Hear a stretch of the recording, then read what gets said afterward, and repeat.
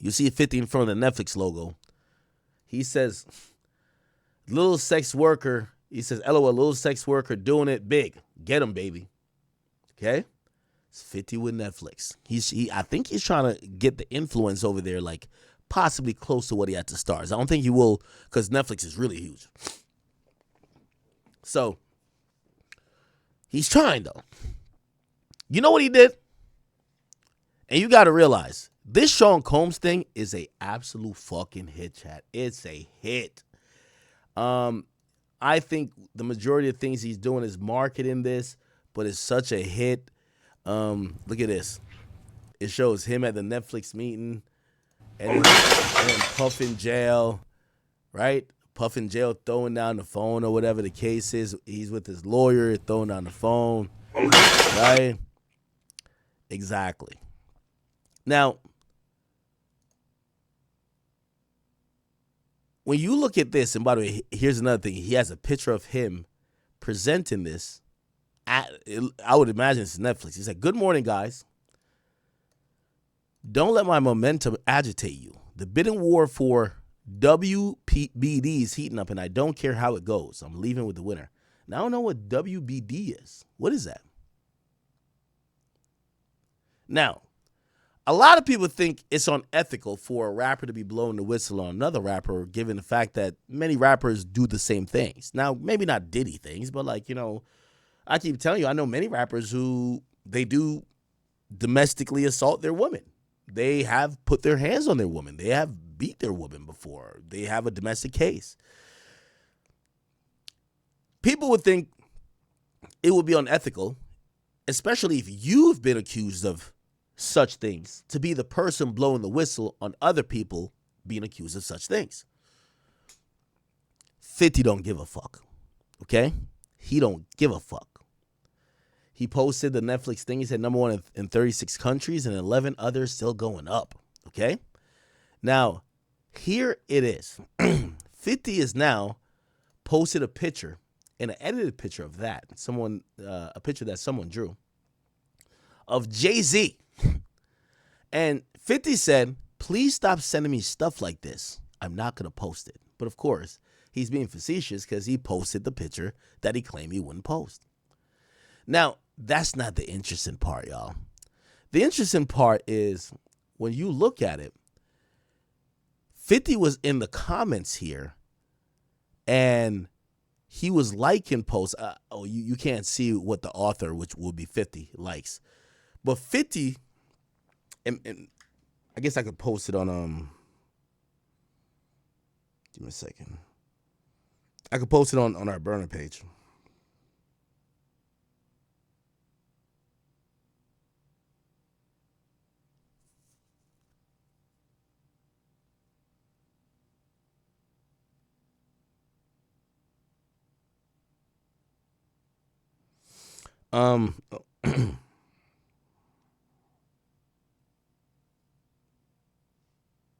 Wait, what? Nah, I don't care about that. Wait. Give me 1 second, y'all. Give me 1 second. Every time I open my phone, I see like a million different things. Anyway, because I don't want to slow the stream down. 50 is liking these comments, and these comments are saying, yo,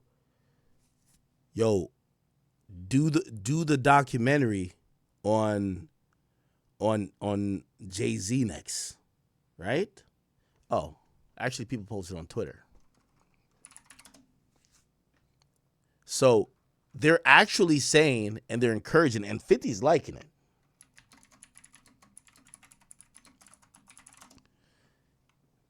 Here we go. It said 50 Cent liking a comments hinting Jay-Z's next. Somebody says, my only question,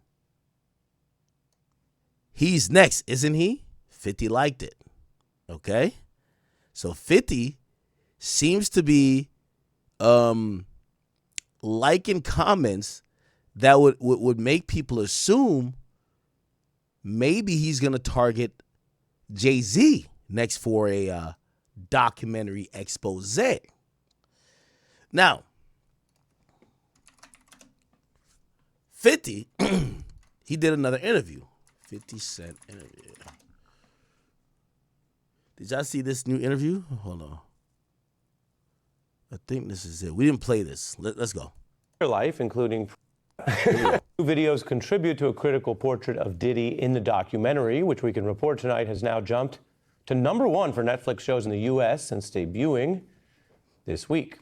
Sean Combs' The Reckoning tackles Diddy's entire life, including previous legal controversies, the recent trial, which saw him acquitted on the most serious charges, including RICO, but convicted for prostitution crimes that landed him in prison for about 2 more years. Diddy's team is also rebutting this project as a, quote, shameful hit piece. They note the obtained footage was not authorized for release.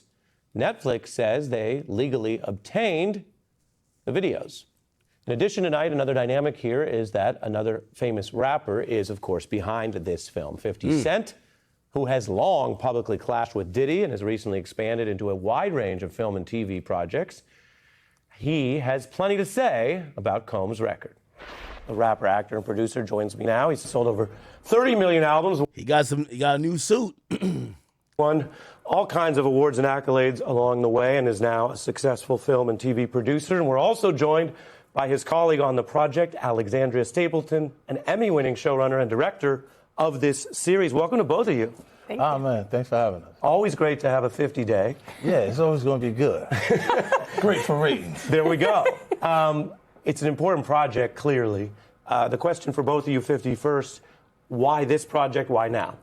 Well, we waited until after the results of the trial to release the project, but I started like almost 5 months before I was able to find Alex, and finding an Emmy Award-winning showrunner and director is detrimental to the project being really well put together. So, you know, they should expect it to perform like Reggie Jackson's did.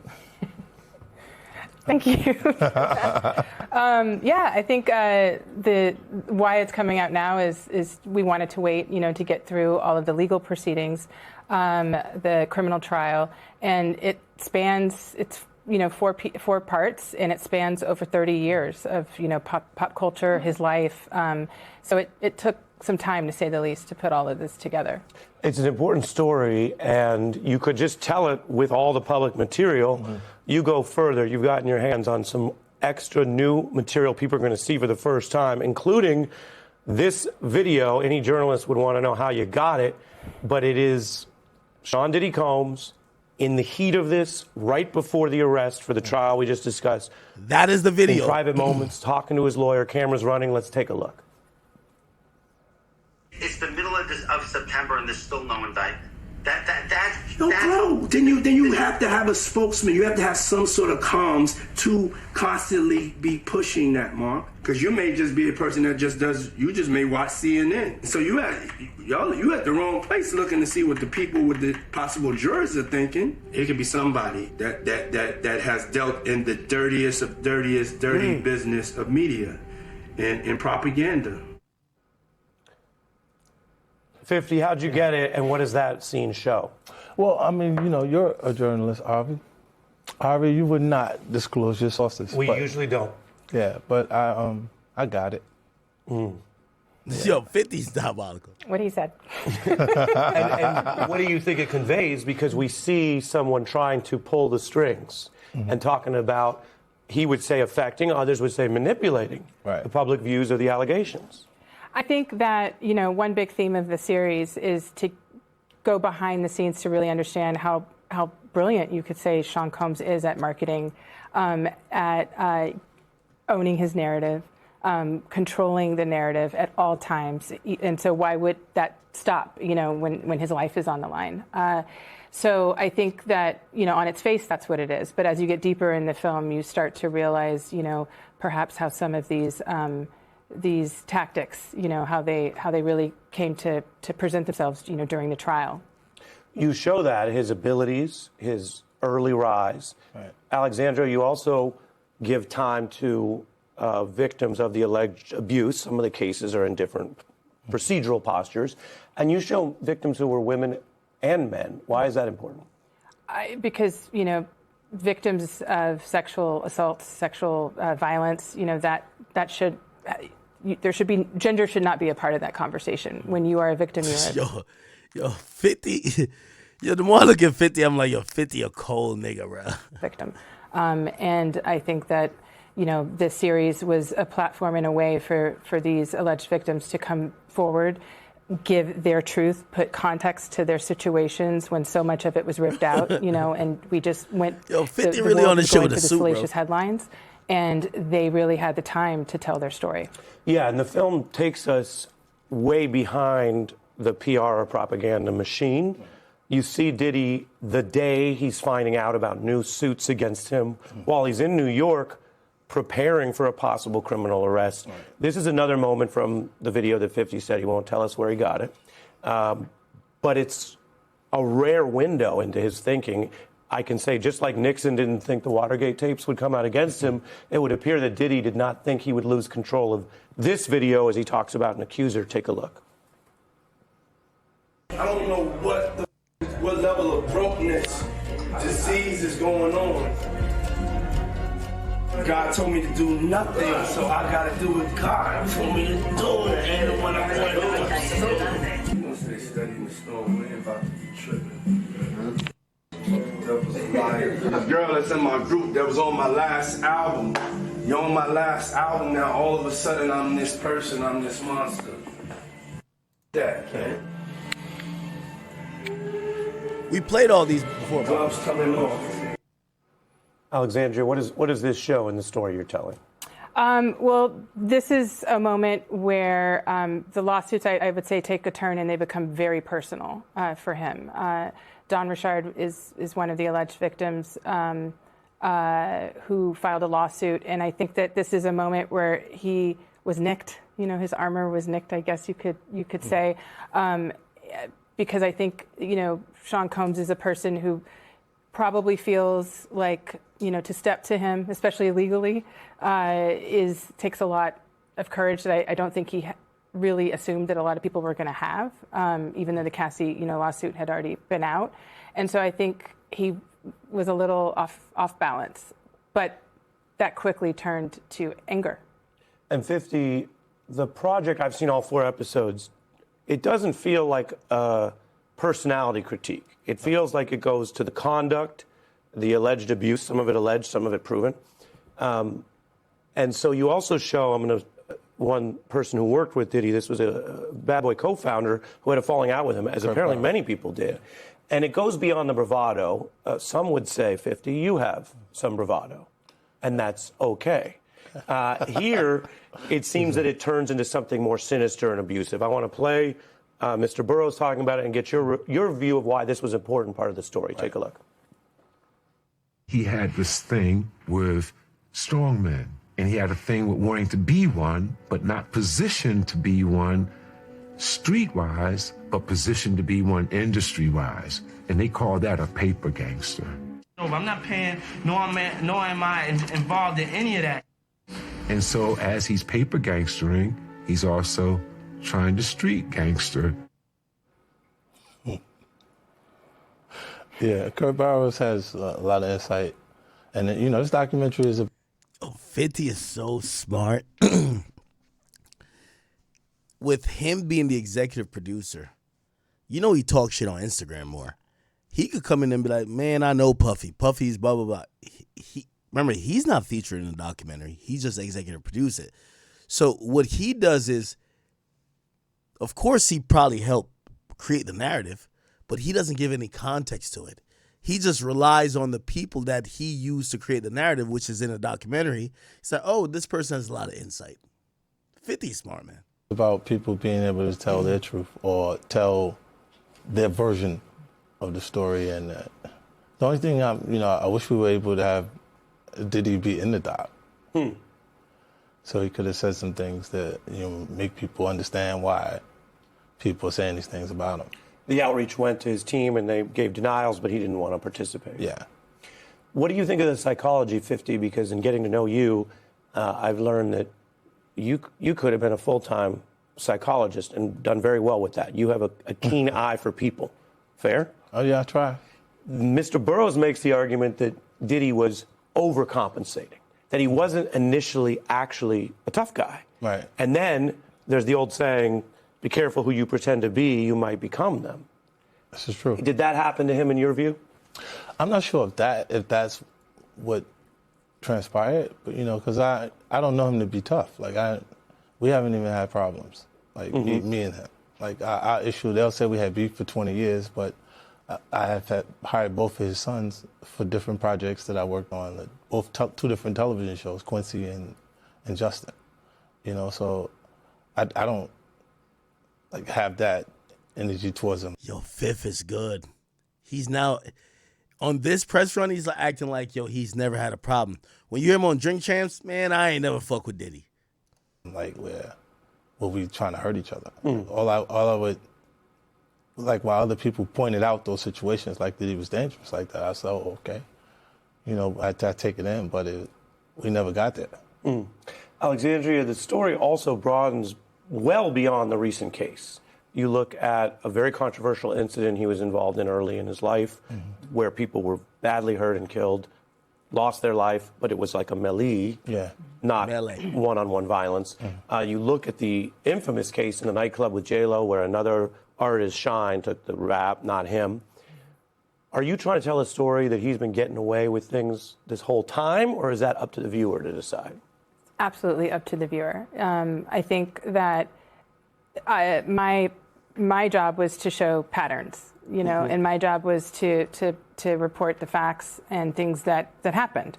And I think that it's pretty obvious that there are patterns that follow him, trails, of destruction and devastation that follow.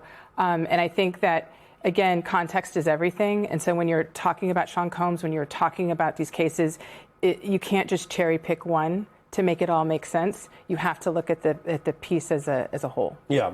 Now we have to talk about Tupac, which I wasn't committed to, but then I watched the doc. So didn't know you were getting that. You have a lot of people saying stuff in there that makes it sound like maybe he was responsible for that murder, which has never been proven. That's a very serious thing. But you have Keefe D over in Vegas now, getting ready to go on trial for that case, saying those things. Yeah, I mean, we'll see what happens with his trial. I think right now it's up for August of 2026, and so it'll be very interesting. It was fascinating, though, to unearth, different people that are not in the direct line of, when all the Keefe news came out. Someone like Kirk Burrows, you get to understand more of his opinion about what was going down. But I think more than just the actual murders and the tragic deaths of both Tupac and Biggie, I think that for us it was really important to understand some of the dynamics of those three, Sean Combs, Biggie, and Tupac, and what was really going on behind the scenes. That often gets lifted because everyone just wants to talk about, the murder, and not to really digest why. But do you think a viewer's left with the impression that he was responsible? I think that that's really up to the court system and not to me. Or the film. We're just presenting, things that have been reported on, have been said by Keefe D, himself repeatedly, and the LAPD. Show some love, brother love. Go on. Nah, Fifth is diabolical, bro. Saying what Keefe was saying. What he was saying, yeah. And yeah, you're speaking about a key person who some people would say, oh, that's strong evidence. Other people would say, when you get into years later and people with various agendas, you don't know. You have a juror in here. What did that show us about this case? Because there is a tension within all this. It's no stranger to many people that the justice system fails in all sorts of ways. You show how it failed survivors and Cassie, clearly. At the same time, he beat the case in New York. I remember the day it happened, and I looked at 50's Instagram for Diddy News, as so many Americans do. And in all fairness, 50 said, okay, he beat a big part of the case, right? You said. Many people think that was an unjust outcome, but when talking to the jurors, what did you find? Because the film. They're trying to set 50 up to say something positive, to say, yo, hey, no matter what we thought or we've heard, the jurors agreed based on the evidence that he's not a sex trafficker and he did not commit RICO with blah, blah. So the dude, is this Ari Melber? Yeah, it is. He's setting it up to see if he could get 50 to say something good about Diddy. So he's like, oh, I learned about his conviction for certain things on your Instagram. You're the one, you're in tune. But then I watched the documentary. I'm hearing the juror, blah, blah. Could you tell me why the jurors voted the way they did? So, again, the proper way would be 50 saying, yo, yeah, people said a lot of things about him, but it's clear that some of the stuff wasn't true. Let's see if 50 says that. Look at 50. Looks at all of this horror, but then finds that a jury of his peers in New York, ultimately in this era, said the government did not prove the whole RICO case. Look at 50. All right, he letting her take it. Yeah, I mean, I think it's really complicated. And I think that to break down what went right and what maybe went left or wrong in that trial is that's a whole other documentary. But I think that we have two jurors, two very different types of New Yorkers, that were interviewed in the film. And I think that when you talk to them, I mean, it was very clear to me that they stood behind that decision. They stood behind it 1,000%. Because they felt that based on the charges that were presented by the federal government, and that they could not prove beyond a reasonable doubt that Sean Combs was guilty of, RICO. Yeah. That they overcharged. That they overcharged. I think that 50. When you get into the 50 a true hater, bro. I don't know. Yo, I know Kendrick says I'm the biggest hater, but I think 50 might be the biggest hater. Yo, I don't think Kendrick hate is this. Maybe Kendrick hate is like this too. If our laws or our legal system are the best when it comes to the gray matter of sexual assault. They had tanks out in front of his house, Ari. Like they made a bigger, more extreme approach to the investigation. So you think the government did basically mishandle what was still strong evidence? They did overdo it. They overdid it. They did great. He beat the case. To me, that what he was charged with, that's a victory. Like that, to end up with 50 months when you had when your life. Okay, he's talking a little positive. It's a victory, But to be the only person that's incarcerated for hiring and transporting male prostitutes is different. Yeah, life on the line, also a 50 lyric. Yeah, it is. When he comes out, and it's not that long from now. Yo, how is 50 sitting here being interviewed, bro? Like he's like a neutral party. He hates Diddy's guts.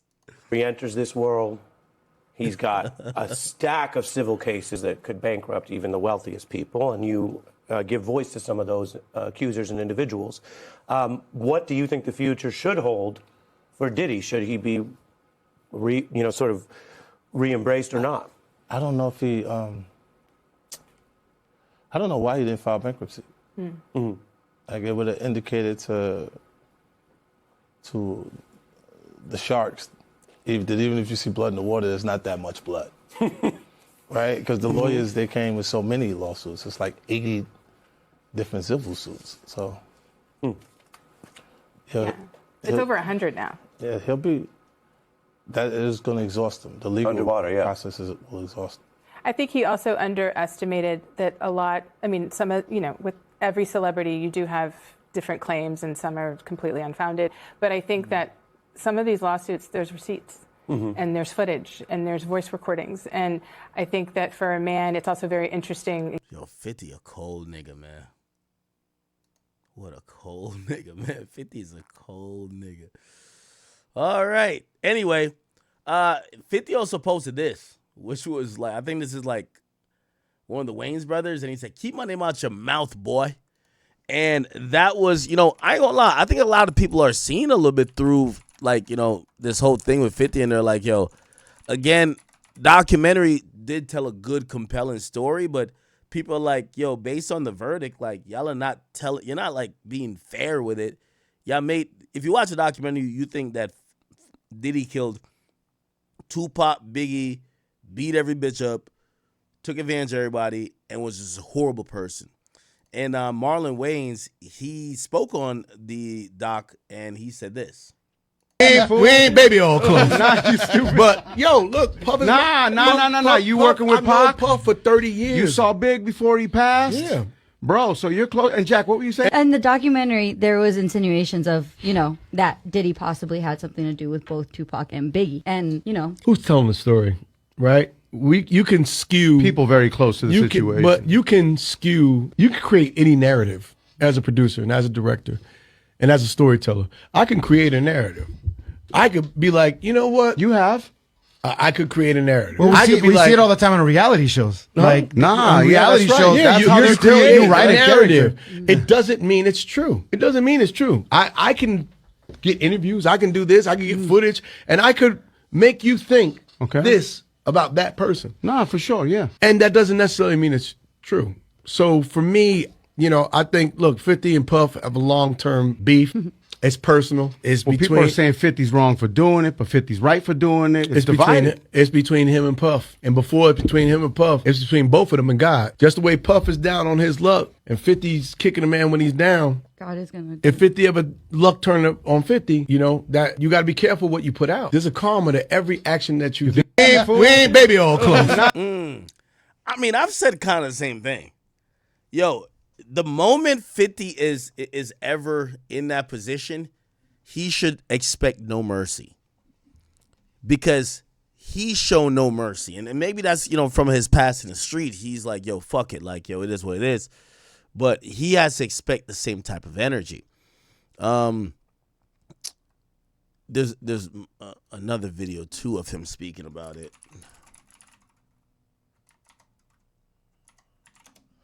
Is that the page? Yeah, it is. Here's another page. And now he's talking to Big Boy, another interview. Hey, Marlon, have you seen that the documentary, the 50 Cent? No, I haven't seen it yet. For Diddy? I haven't seen it. Oh, man, you working Everybody hard. telling me you got to see it. Yeah. I haven't seen it. Yeah, Part of me don't want to see it. You probably don't. Because it's all skewed, man. Like, when you put stuff together. Yo, is he close with Diddy? Or is he just like, looking at it like, yo, hold on, I'm not watching a doc from somebody's op. You create whatever narratives you want to, and at the end of the day, everybody being programmed. Right now, the man's serving time. Right. He went before the court. The court said this, and everything is God. But God said this is what he got to do. He got to do 5 years in pen.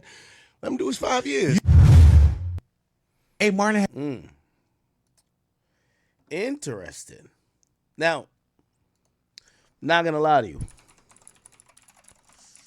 The person who is going on the offense versus 50 is actually Ja Rule. Ja Rule is not like, he's kind of calling it out to say, yo, come on, man. We got to stop the shit, okay?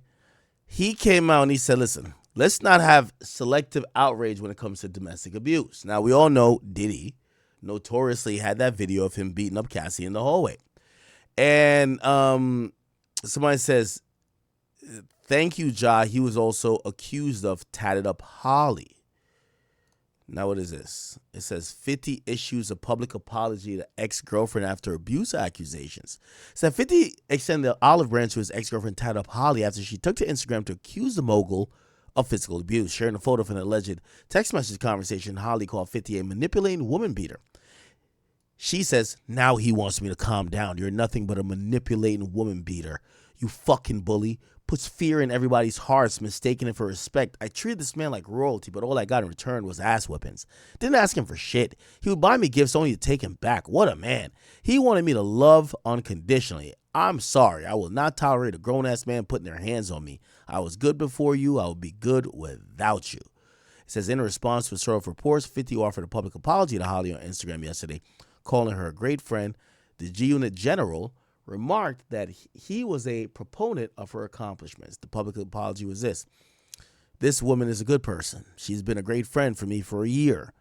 I enjoy seeing her grow and progress in so many ways in a short period of time. I have no interest in seeing her down. She's a winner at heart and she'll always win. I've watched people hate her because of me, and it's only made me want to see her accomplish more. She's a very special type of person. She looks up to me, so I want to let this be known to people Who would love to see her down? I'm never going to let that happen. I'm way too big for that kind of shit. It says, since the apology, they both removed their post. And wow. So people brought that up, and Ja Rule, you know, he was going on the whole thing. He says Herman's no different, allegedly. 50 Cent, real name Curtis Jackson, has been involved in at least one well-documented domestic violence incident. In June 2013, he was accused of kicking his ex-girlfriend and the mother of his son, model Daphne Joy, also known as Daphne Navarez, in the stomach during an argument at the Los Angeles condominium, as well as destroying about 7,100 of her property, including furniture, chandelier, and television. The altercation reportedly stemmed from the suspicion of infidelity. Los Angeles authorities charged him with 1 count of misdemeanor domestic violence and 4 counts of misdemeanor vandalism. He pled not guilty initially, but later reached a plea deal in 2013, pleading no contest to 1 count of vandalism. The domestic violence charge and the 3 vandalism counts were dropped as part of the agreement. He was sentenced to 3 years probation, 30 days of community service, 52 weeks of domestic violence counseling, and $7,100 restitution payment to Joy, $2,390 in fines, and a restraining order requiring him to stay away from her. Jackson, which is 50, denied the domestic violence allegations at the time through his attorney, stating that he had not been arrested and there was no warrant for his arrest. In 2024, amid his production for a Netflix docuseries on Sean Diddy Combs' legal issues, Joy publicly accused Jackson of R-wording and physically abusing her over the years, referencing the 2013 incident as part of a pattern, though no new charges resulted from these claims. By the way, damn, Ja really hates 50 because this half right here, or this like 2/3, it has lawyer written all over it. It's clear that Ja put up a post with lawyers looking over it that 50 can't take it and sue him, because that's what you do. You know what I mean? Like if you have somebody that has some money that is going to accuse you of R word or certain type of things, you sue him. You get what I'm saying? Like, for example, like Mano. And by the way, I ain't gonna lie. If I find out, I swear to y'all, if I find out that Mano got money, I'm suing him. Mano claimed that I paid out for sexual assault. I've never done that. So Mano, matter of fact, I might hit up a lawyer just because on some Megan Thee Stallion shit. I ain't gonna lie to you. That never happened. So for him to actually disparage my character and claim that I've paid out for any sexual assault, that's definitely a lawsuit. So I ain't gonna lie to you. Fuck all that gangster shit. I might have to sue that nigga if I know he got money. But I think Mano broke, to be honest. I think Mano broke. I think all them rappers are broke. Like, come on, right? But if you're not broke, I'm suing him. Facts. So yeah, I think Ja Rule, like a lawyer clearly looked at this. He looked at this, and everything is said that gives just straight facts. Just straight facts. You get what I'm saying? And I'm not gonna lie. Chat, should I sue Mano? Mano claimed I paid out for a sexual assault. Should I sue him? I promise I'll sue his ass. But I think he's broke though. So the thing is, I don't want to spend 100 bands trying to get money from a nigga that don't. But I think the car he was in is a Maybach, so he might got some money. Maybe it's some street money. I don't care how he got it. But also, here's the thing. I don't like that type of thing because I talk shit. And when I'm talking shit, I don't want niggas to be like, oh, yo, he talking shit and going to sue. So that's why I don't like that. But like, you know, Mano, just respectfully, bro, please, like that type of conversation you having about me, that's not true. Like, respectfully. Like, I'm not trying to do no Karen shit and sue niggas. But please, I would like for you to correct that. There is someone is suing me, but just to be clear, Jay-Z's gotten sued for sexual assault. Everybody you know has gotten sued. It doesn't mean that these things are true. Somebody's trying to get money. I've never paid out. I've never settled. I'm taking everything to court. We're taking it to the trial. We're taking it to the box. Straight up. So just to let you know, you said a factually incorrect statement that could have some type of detrimental harm to me because your shit, like, you know, everything you're saying about me now is kind of going viral. Could you please correct that? And I'm asking you on a civil manner right now, and I'm asking you verbally, because that's vehemently false. Now, I don't want to have to be the person that files lawsuit. You know why? Because if I get to the lawsuit type of realm, every time when people diss me and I diss them back, they're gonna treat me like 6ix9ine. You know when 6ix9ine starts talking tough to niggas, they're gonna be like, man, we ain't gonna get into it with you. You gonna call the police. No, I like to talk shit to people. But you're putting me in a weird position when you start talking about sexual assault. You're lying. So I'm gonna respectfully request that Mano kind of clear that up, because I have been waiting for, I've told you, I've been waiting for any rapper or somebody with some money to actually call me something that is not factually true, because the facts of, everybody know the facts of the case, or it's not even the case. Someone has filed a civil suit, but everybody know the police looked into everything. There's nothing there. I was cleared. It went through a grand jury. They looked at it. There's not even probable cause for me to be charged. It's not nothing. Chick is trying to sue. Get it?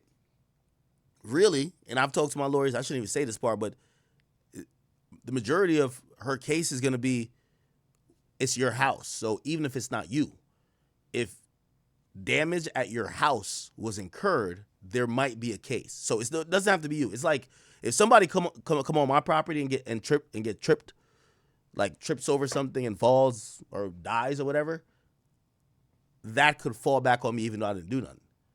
So that's the only thing my lawyers is be like, yo, bro, sexual assault shit is bullshit. She's claiming some other shit, got nothing to do with you, but it is your house. That's the only thing, realistically. But so Mano, you saying that I paid out, you're lying, brother.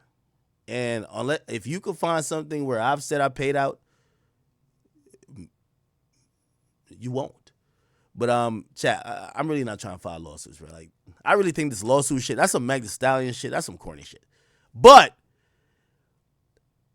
I do understand when niggas is starting to lie. So chat, I ain't gonna lie. Y'all let me know. Should I sue Mano or not? I don't want to. Because I'm in the shit talking business. And in the shit talking business, you shouldn't run to the courts. So really, like, Mano got in his feelings. He started talking about some other shit that is not true. Mano, again, respectfully, my nigga, I know you old as shit, but if I said these things about you, if I said you R-worded like a 15-year-old, nigga, you be tight. You be out looking for me with your little with your little ray gun. You feel me? I get it.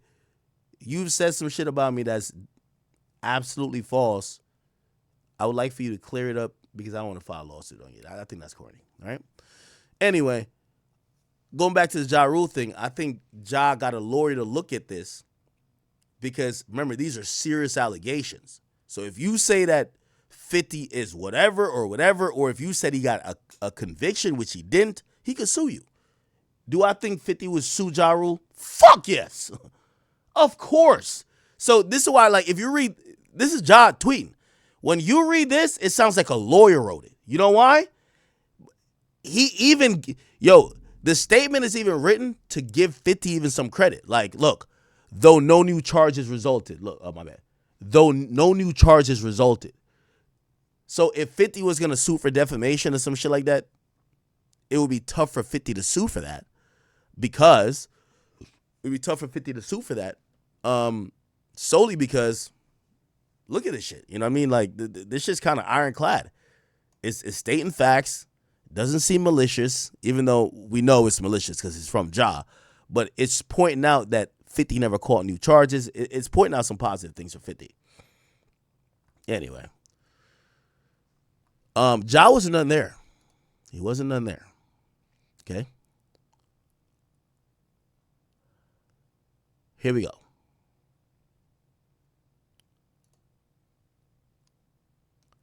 And also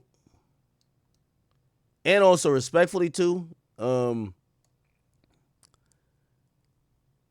the Mano shit, Mano, I ain't gonna lie to you, all the contemporaries I know, when niggas play with him like that, they hit the lawsuit quick. Shout out to my nigga Charlamagne. You say some shit about Charlamagne or whatever he ever had going on, he's suing you. Facts. He ain't playing with you. So nigga, please, I get you in your feelings, bro, but we were just joking about some shit. I would like for you to at least clear that shit up. Or, you know what I mean, fuck it. You don't got to clear it up. You feel me? We could get to it. I just think you broke, honestly. Like, nigga, you're podcasting with 4 other rappers, my nigga. Like, I think you're broke. I'm sorry. But I didn't appreciate you lying on me, especially about that. If I lied about you about sexual assault, pedophilia, really weird things, I'm pretty sure you'd be taking some type of measure, whether it was, yo, I got to go see this nigga and punch him in his face, which, again, I'm not a violent person, but I would definitely, I could courtroom gangster it, you know? Anyway, chat, remind me on that. And matter of fact, I'll say this. Mano, you say one more word about that, Suya, I promise you, because you lied. You lied on that, unless you clear it up. You say one more word on that, Suya, I promise. Because I ain't gonna let no nigga come on here and, again, the facts that all this shit is out there. I've said it, nigga, it's in court documents. There's nothing, please don't lie on me. Don't lie on me. I never paid no chick out. I've never said I did nothing wrong. It's never happened. So if you want to take roasting to you now, slandering and defaming me, we could get to court, Mr. Tough Guy. All right? That little Maybach you got, I could get that to, you know what I mean? I could do some, donuts on the grass with that. Fuck it. All right. Anyway, back to, chat, I'm just getting more mad because I feel like I'll be letting shit pass. You know, Donald Trump sued ABC because they mischaracterized a civil suit he had. I know Charlemagne has sent mass cease and desist when niggas start playing with his name. Nigga, I usually don't really give a fuck. Like, even when niggas on YouTube say crazy shit about me, I just be like, nigga, I talk shit too. But you can't let a nigga just flat out lie on you, right? Like, this nigga is saying that, who the fuck I paid out, Mano? I have your ass in court showing the whole world who I paid out because it never happened. So I'm going to give you a chance to clean that up just on some, we were joking shit. But if you think we not joking no more, we could go there. Because I take, you would take your reputation if I made certain allegations against you serious. I would like to take that serious. Anyway, all right. All right, let me just get back to this Ja Rule thing. Okay, cool. So Ja gets on and Ja says, let's be real, that nigga don't give a fuck about the victims. So he's talking about 50. So he don't give a fuck about the victims. We don't know why he did the doc. Herman's. Who's Herman's? Curtis. Is 50 Cent's name Herman? Or is he saying Herman's? Herman's? Wait. 50 Cent. Where the hell is he getting Herman from? Unless I'm missing a joke. It's Curtis James Jackson. Like, where does Herman's? Anyway. Herman's a cancer to the culture. If he cares so much, then donate the profits to the charities for domestic violence. Someone says, Ja, I'm on 50 Cent's side on this one. There's some animals that deserve to be snitched on out there. Some things can't be swept under the rug. Ja says, I'm not condoning Diddy's behavior.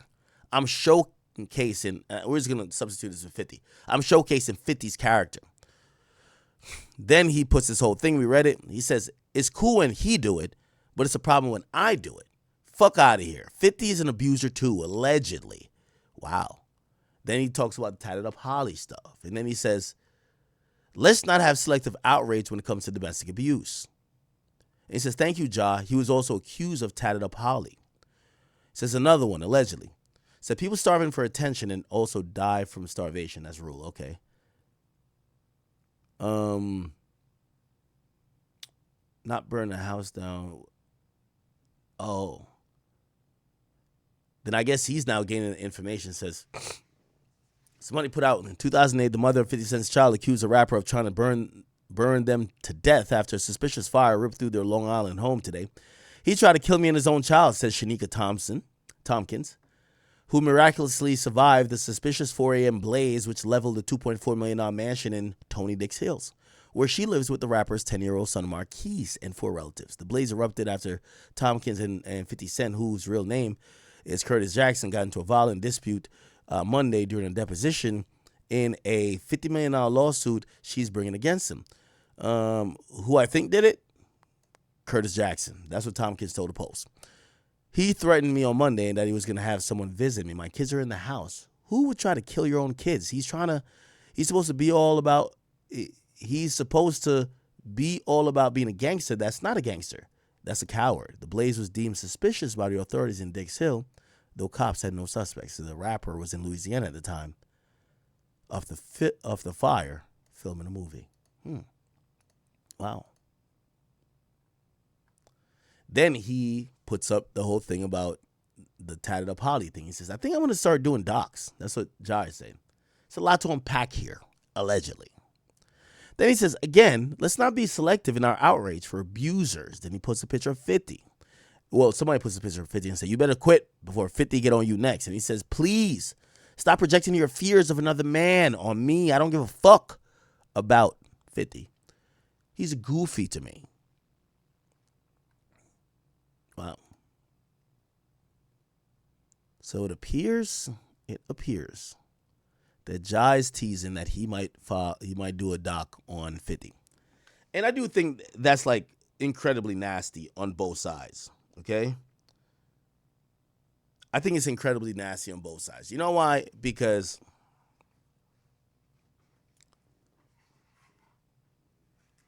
it is kind of an eyesore watching 50 be the soapbox guy and the guy who's like, oh my God, this is so intolerable.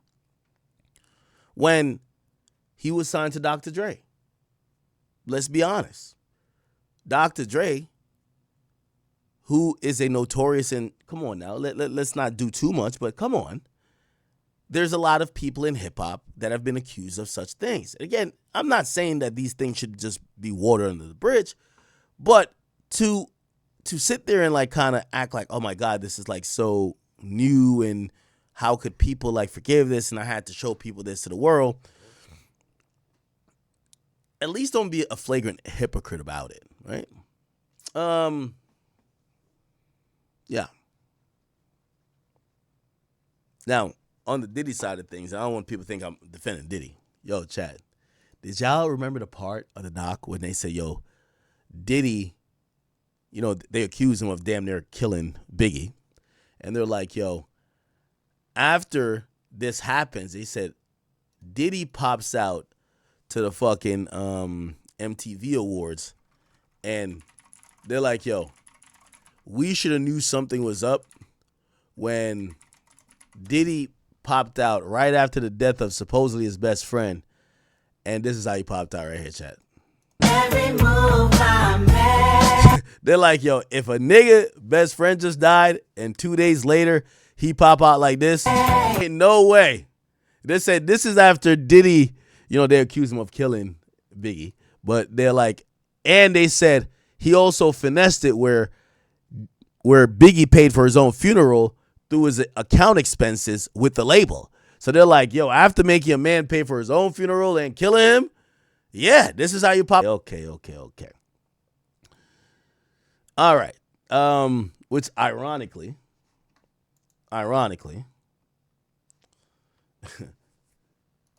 is another video.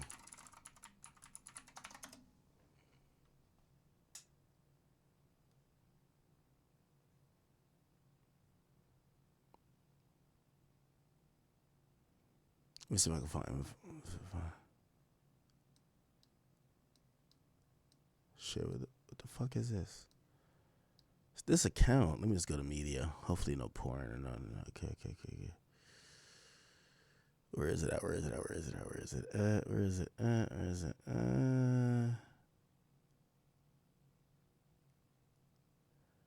the fuck is the thing?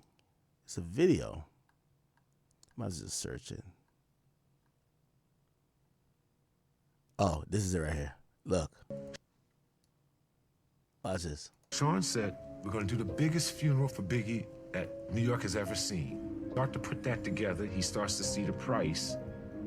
And he says, we're going to do the biggest funeral, but Biggie's going to have to pay for this funeral. What? He was going to make the funeral be a recoupable charge to Biggie in death. This was one of my closest friends, and it's still one of my closest friends. I feel his loss. I just miss him so much. This is one of the most shocking claims to come out of Sean Combs. The reckoning. According to a former Bad Boy executive, after Biggie Smalls was murdered in March 1997, Sean Diddy Combs insisted on giving him the biggest funeral hip-hop had ever seen. A grand procession. Thousands of mourners. Streets shut down. A send-off worthy of an icon. But behind the scenes, something darker was happening. In the documentary, the former exec alleges that Diddy didn't just organise the funeral, the entire cost back to Biggie's estate, meaning the bill for this massive public spectacle was taken out of Biggie's own money after his death. Let that sink in. The artist who built Bad Boy. The friend Diddy publicly mourned. The man whose death shook the world was allegedly billed for his own funeral by the label he helped create. The allegation has sparked outrage because it feeds into a larger pattern described throughout the series. That Combs controlled contracts, finances, and even legacies. And that artists under him often paid the price, literally and figuratively. Now, the whole time, especially with this post, chat, I ain't gonna lie. With this shit, I'm like, this gotta be an over-exaggeration. There's no way right after Biggie's death. Here's the thing. Let's go to YouTube. MTV Awards, Diddy performance. What was that, 1997? Let's see. No way Diddy was doing all that. Hold on. Is it this?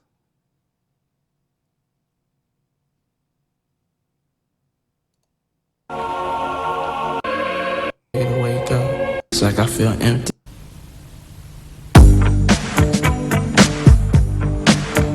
Wait. No. So Diddy, chill, bro. Oh, nah. Chill, Diddy. Diddy. Bro, he just died like 10 hours ago. Nah, Diddy, chill, bro. Bro. Nah, Diddy's not still dancing in the back. No way. Yo, chill out.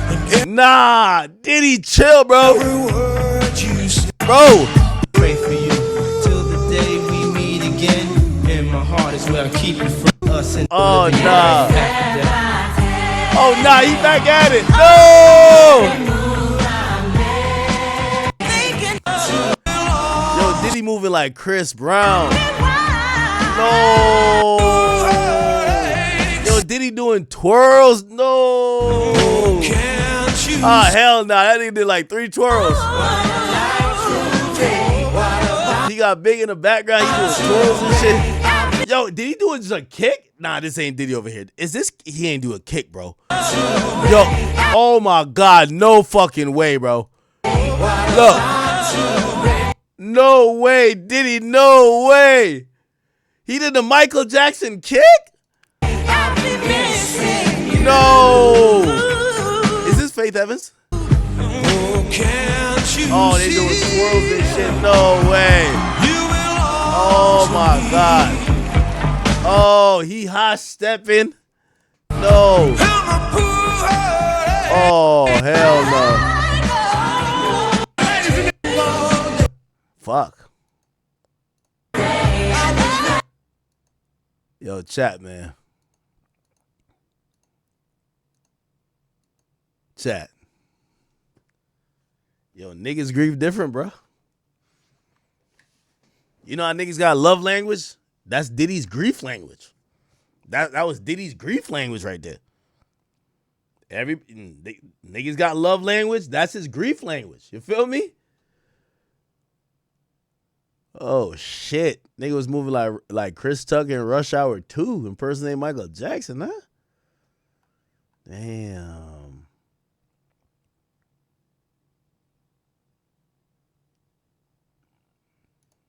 My car was in front, Biggie was in the middle, and then another security vehicle was behind, which had the off-duty officers in.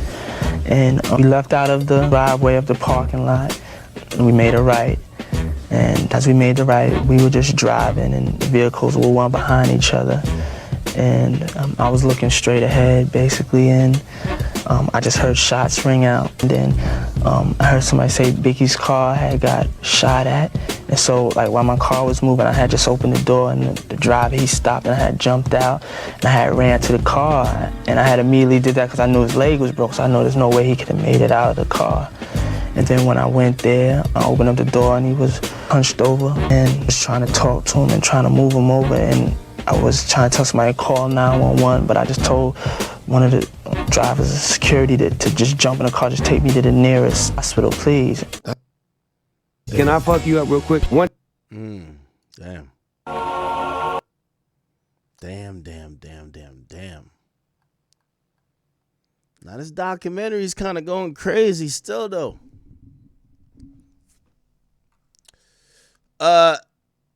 Jaguar Wright has entered the chat once again. I'm about to play what she's been saying. And let me play this. I'm about to take a piss. Yeah.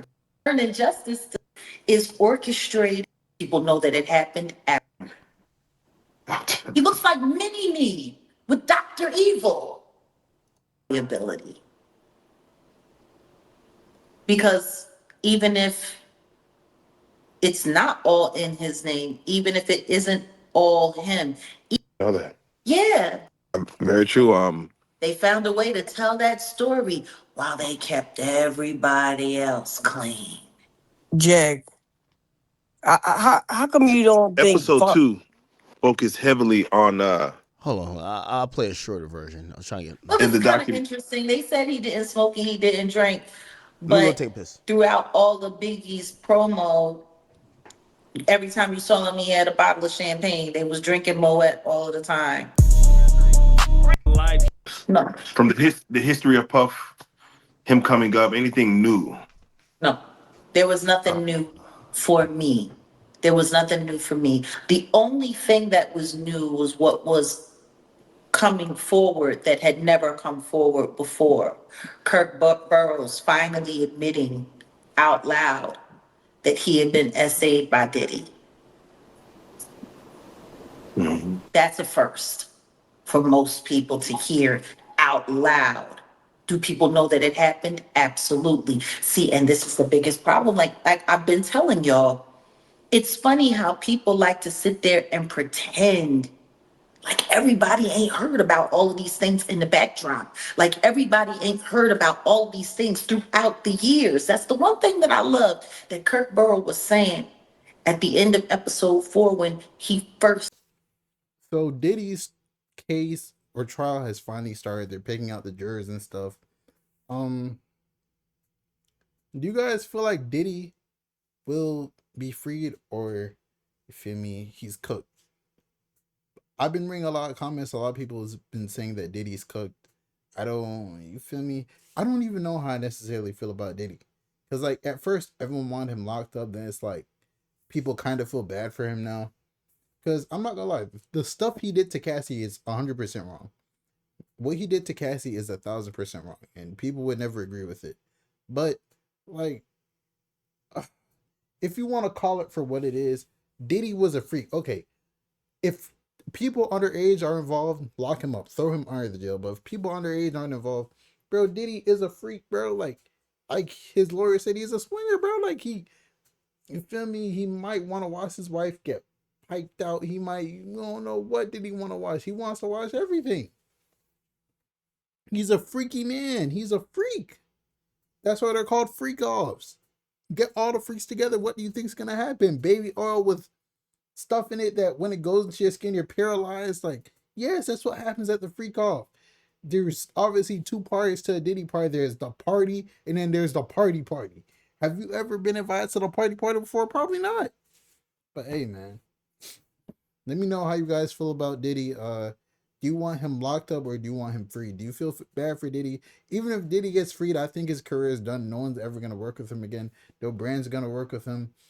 You feel me? He's still gonna make money off. He probably has real estate like tenants and stuff, and probably like investments that we don't know about. So he's probably still gonna make money, but he's not gonna be making the same money as before. Like he's probably definitely at a billionaire status now. But hey man, it's your boy Big X News. Make sure you like, comment, subscribe, and I'm out.